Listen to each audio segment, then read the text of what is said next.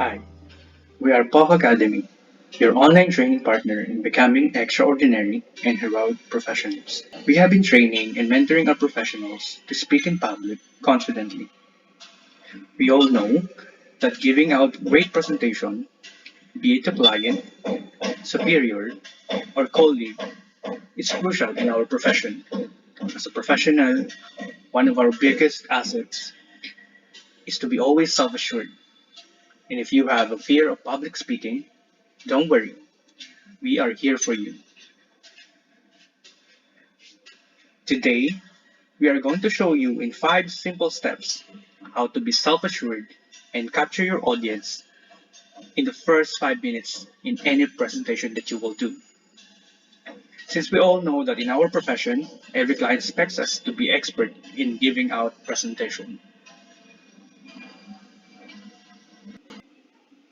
First step is confidence. Yes, someone's confidence will not develop overnight, but it's not whether you're confident or not, it's whether you show it. Let me show you what we mean. Whenever you're standing in front of an audience, you should, number one, choose a relaxed position. Here's how you do it. Stand up straight, hands on the side, and palms open. This is the most chill and relaxed position. And when you're comfortable, it shows confidence. And when you're open, your audience will be more comfortable and more inclined to trust you. Number two, speak in a lower registry. High registry denotes nervousness, so speak in a lower registry than you usually do. Here are 4 more tricks and tips on how to appear or become more confident. Number one, you can hack your body. Number two, you can be smart with your words. Number three, you can change your perspective. And number four, you can bring your security blanket. Hacking your body starts with understanding. So if you have a fear of public speaking, and when that fear, anxiety, or panic starts to creep in, you just have to understand that whatever it is you're feeling is that it's a normal phenomenon. Everybody experiences the same thing. It has something to do with the flight or fight response wired into our brain. These had helped humanity survive the harsh environment thousands of years back. Unfortunately, we haven't evolved much since then when it comes to this department. So whether it's a life-threatening event or just a verbal attack coming from your boss, your brain pumps up the same adrenaline to prepare your body to either run or fight for your life. So once you have understood and accepted that what you're experiencing is not a life-threatening event, it will be much easier for you to tell yourself to calm down. Relax. You could say, it's okay. This is just a discussion with my boss. This is just a presentation in front of a live audience. Let me share 3 tips on how to manage yourself when you felt that fear of public speaking or the stage fright when you're facing a live audience. Here's number one. Interpret what you're feeling as excitement. So when you're afraid, you're experiencing shortness of breath, your heart beats faster, and you're anticipating what's about to happen. How about when you're excited? Your heart beats faster, you're experiencing shortness in breathing, and you anticipate what's about to happen. You're exactly experiencing the same stimuli. And this is very common when it comes to athletes. You notice that whenever athletes are asked, are you nervous? They almost always have the same response. No, I'm excited, because they have learned to interpret the stimuli they are experiencing as an excitement rather than nervousness. Number two, you tell yourself that what you're about to do is something very important to you, be it with your professional or personal life. Because if what you're going to do doesn't matter to you, you will be indifferent, or you're not going to feel anything about it. If you're having a reaction, it just means that whatever it is you're about to do is important. It matters. or has meaning to you. And to most people, doing something very important works or give them encouragement or it motivates them. This works for them and might work for you as well. So try. The last one is subject to a condition, which is when flight is not an option. So when you have no choice but to do it, and once you've realized this or brought yourself into a corner, your survival instinct kicks in. You're only left with you have to fight it out or you will not survive. This is a powerful motivator because it's coming from humans' baser instinct. And when you find yourself in this situation, just remember this quote. If you're going to do something, you better do it right. And right from the start. So remember these three tips to help you manage yourself. When you find yourself anxious or just a simply fear of facing live audience. Let's proceed with confidence tip number 2, which is to choose your words. What do we mean by choosing or being smart with our words? To simply guide us, we are meaning to say, don't apologize or don't be polite. Yes, you heard them right. When you're presenting to a live audience or to any audience, you shouldn't be apologetic or you shouldn't be polite. Okay? We're not saying you should be rude. That's not it. You can do this without being rude. And to better understand, let's take a look at the following examples. You stop saying, sorry, am I speaking too fast? And start saying, please let me know if I'm speaking too fast. Did you see what we did there? You're not being apologetic and you're not being rude, especially that you have nothing to apologize for. You apologize when you're committing a mistake or you commit an error. Apology in this manner is used when people are trying to be polite. Why do we say this? It's about authority. To sound confident is to exercise authority, and people respond to authority. When a person is apologetic or polite, they are unconsciously transferring the authority to the person they are speaking to.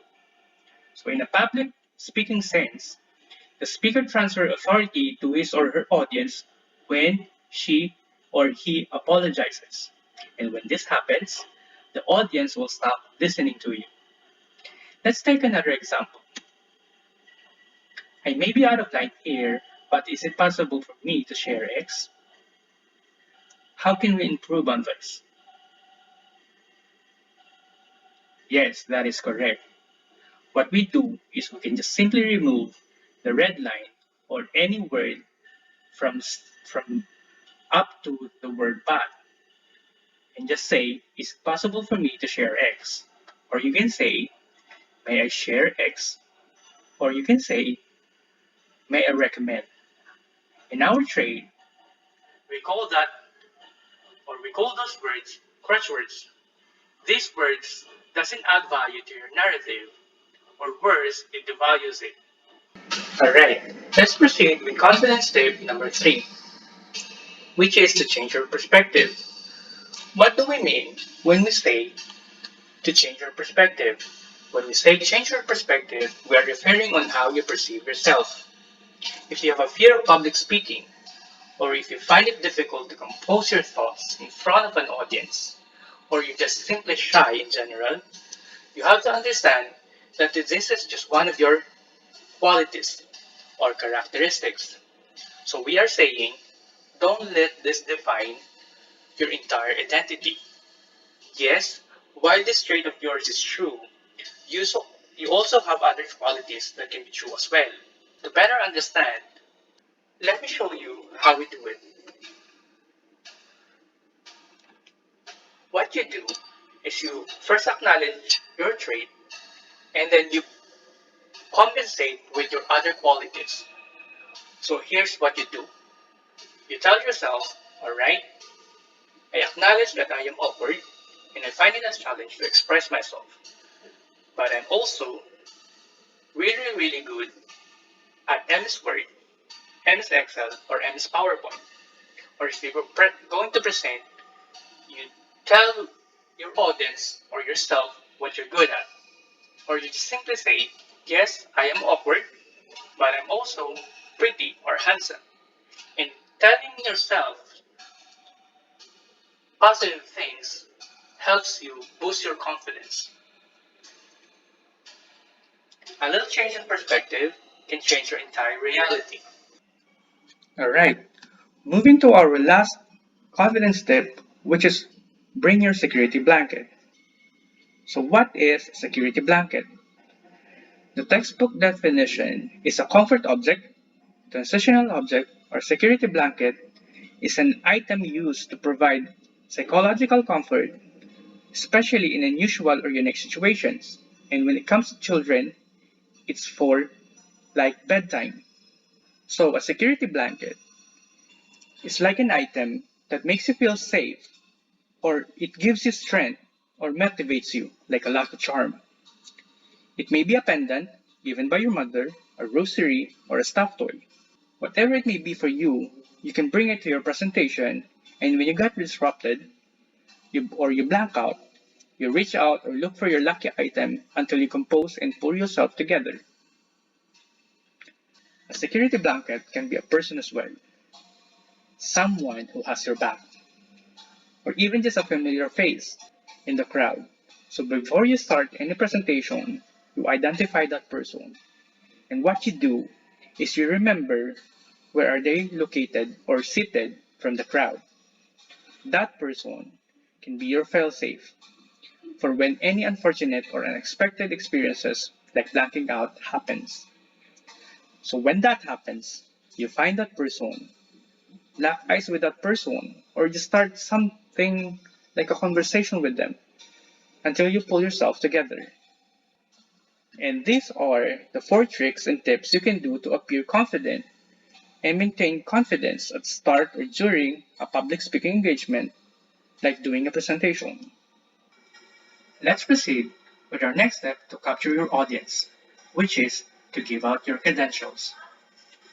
Credentials should not only speak of authority, but should answer the question why you should be the best person to discuss a certain topic to them. And this is the quick question we need to answer. Why should your audience listen to you? The common answer here is most people give out or gives out their professional background, their achievements, their certification. And this is not wrong, but we can still improve on this. Let's take this example. Let's say we're going to discuss a topic about advanced Excel. So instead of saying, hi, my name is Juan de la Cruz. I am a senior associate and I have been in SCP for X number of years. This is what common people do. Or you can say instead, hi, my name is Juan de la Cruz and I have been using Excel to analyze thousands of data, which aids in identifying irregularities and issues and recommendations since started in SCP. This speaks more volume on your expertise that is relevant to your topic that you're going to discuss. And this gives reason for your audience to listen to you. Now let's proceed with our step number 3, which is to make your pitch. This is what truly captures your audience. The question you need to answer here is, what's in it for the audience? And your correct answer should be the benefits and advantages. This is the benefits or advantages the audience will be getting out of your presentation.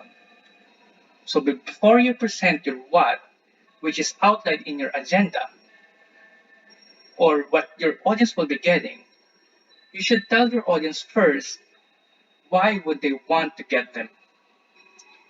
And this can be outlined into three simple things, which is they'll be getting happiness, success, or freedom out of your presentation. Let me show you how to do a pitch. Let's start with happiness. Let's say your topic is about Excel. This is how you do it. Today, I will show you how much time you can save by using Excel. And for those audience, saving time is a happiness for them. Let's take success. Let's say your topic is about PowerPoint presentation. You start with this phrase again. Today, I will help you impress your superior or client by giving out great presentation. Let's talk about freedom. Let's say, for example, your topic is about MS Word. This is how you do it. You tell them, today, I will teach you how to prepare FS using Word without worry or stress-free. When you tell your audience the benefits they will be getting, they will surely listen to you. So the next time you prepare your presentation, lay out this open for your pitch. Start with this phrase, today I will show you, then think of the benefits your audience will be getting when they listen to you. Now we go to your what, which is outlining your agenda. You may outline your agenda like this. This is already good, but you can still upgrade this to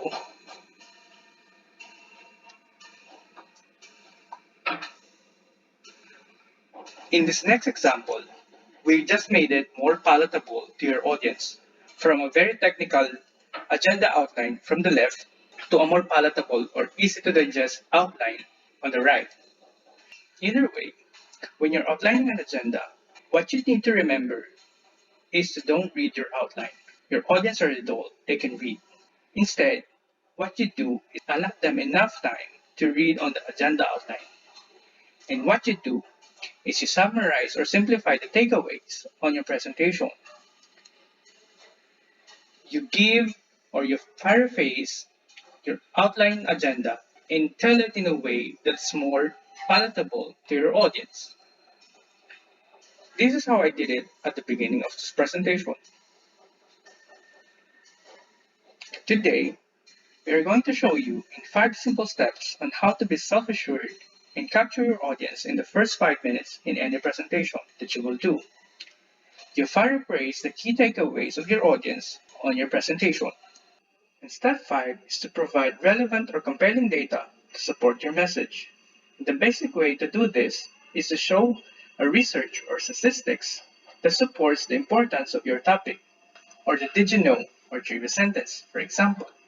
Did you know that most adults will stop listening to your presentation in the first 10 minutes if they are not convinced that there is something in it for them? This supports your message.